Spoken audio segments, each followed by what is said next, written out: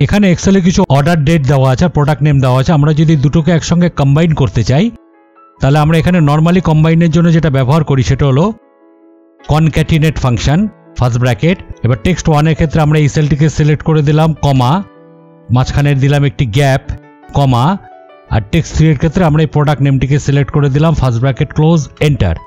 তাহলে এখানে কিন্তু যে ডেটটি আছে সেটি এখানে নিউমেরিক ভ্যালুতে দেখাবে। এর জায়গায় আমরা একটি ফাংশন ব্যবহার করে নিতে পারি, সেটি হলো একদম যেখানে আমরা যেটিতে আমার অর্ডার ডেট আছে সেই সেলটির আগে আমরা এখানটা লিখে নিলাম টেক্সট, ফার্স্ট ব্র্যাকেট।